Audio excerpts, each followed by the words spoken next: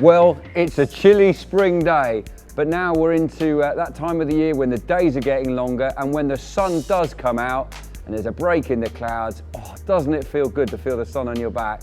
And at that point in the year, a lot of us think, you know what? I think it's time to go fishing. Well, what I'd like to do is just chat a bit about spring location, just to give you a few pointers. Obviously, I'm a fish farmer and I'm driving around several ponds feeding fish on a regular basis. First thing this morning I was out chucking some pellets around. The fish are up and certainly feeding, and being able to find them is going to help you guarantee some results. So let's look at the carp itself. Carp are fundamentally a warm water fish. They like water that's a bit warmer than what we might find in the UK. So that's something certainly to think about. Where are the warmest areas of the lake going to be, and why are they warm? Are they sheltered from the wind, or are they nice and shallow and perhaps the sun's getting on them? Those are areas I would certainly investigate. Well, we've arrived at our lake. Now, let's pretend this is a lake that you don't know. I know this pond very, very well, so I'm cheating. It's a pond on the VS Fisheries fish farm site and we rear fish in it. I've seen it drained, so I know it absolutely inside out. But if we'd arrived here as an angler for a day session and we didn't know this lake, the first thing I think about is, right, I want to find the fish. I've got to catch one. So, first thing to establish is, where are the points of the compass? Well, we're lucky nowadays. Things have changed. We've all got a compass on our smartphone. So I check that out, go on here, have a look at what the compass is telling me, and straight away I can see that north is through those trees over there, east is somewhere over there, south is behind me, and west is down this arm here. Now, that's significant because we should know that the sun is going to rise in the east, it's going to travel around in a southerly direction and set in the west. So that means that bank over there, although it's the north bank, is going to get the sunshine all day. Now, thinking that a carp likes to be warm, that's going to potentially be a key spot for those fish to set up. I also know that there's a nice shallow bay up to my left, which is going to get a lot of sunshine based on this compass for most of the day, and that could be a very attractive part of the lake. The other thing that this phone tells me now, because it's a clever bit of kit, is it gives me, with one touch of a button, a fantastic weather forecasting service. So I'm able to look on here and see which direction the wind is going to blow from with how much strength. And that's really useful information. Perhaps you're going to come back tomorrow and fish an area. You could check it out today, have a little plumb round and maybe introduce a bit of bait. So use your smartphone, learn from that, learn the points of the compass and be aware of the effects that sunshine is going to have on various parts of the lake. Carp are often going to search out the warmer areas of the lake, particularly in early spring. So what are we looking for? Well, a cold wind blowing across the lake is potentially cooling the water down. I would expect the carp to be tucked in a nice warm corner where there isn't a ripple, just sitting in the shallower water, perhaps enjoying the rays of sunshine if they can get them. Now look at this perfect little south-facing bay. This is exactly the sort of spot I'd be looking for in any fishery.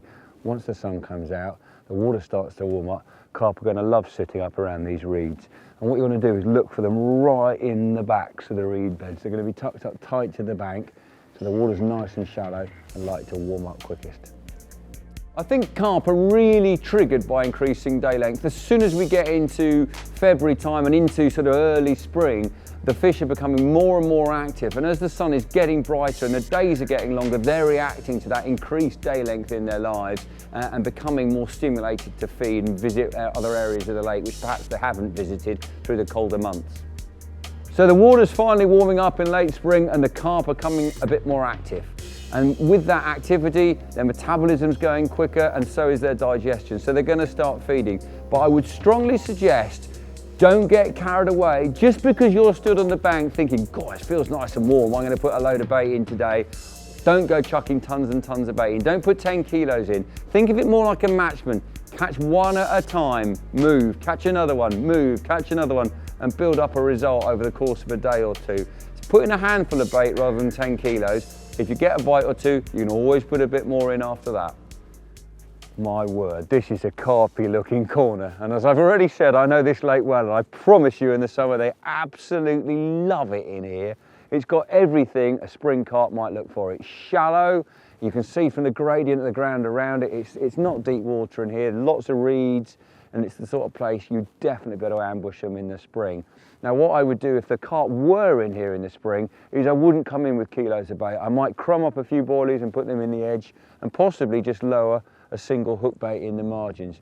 But as you can see, I'm wrapped up warm today, and there's actually a north-northeasterly wind blowing, so there's a cold breeze that's pushing into this bay, and this is the sort of spot I don't think the fish are going to want to be in today. You've got to think like a carp. I'm standing here thinking, ooh, it's freezing cold. I'm not going to want to be in this area, nor are the carp. Now, if I was going to fish it and it was black with carp, I'd probably use a pretty simple pop-up presentation. What I'd like to do now is show you what I would use. Well, this would be my go-to spring rig. Simple, but in my opinion, really, really effective. If I was creeping up on some fish, I'd be happy to lower this or just gently flick it into an area without any free bait at all, and I'd be happy that I'd get a bite on this one. So let's have a little look at the components. I think one of the key parts that makes this so effective is that bright white pop-up. And this is a scent from hell pop-up. Scent from hell for good reason. It is absolutely disgusting. There's a really pungent crabby smell coming off it. It's also bright white, as you can see, so it's really going to catch the fish's attention. This is a like, I'm here, come and have a suck at this kind of approach. So that's the bait.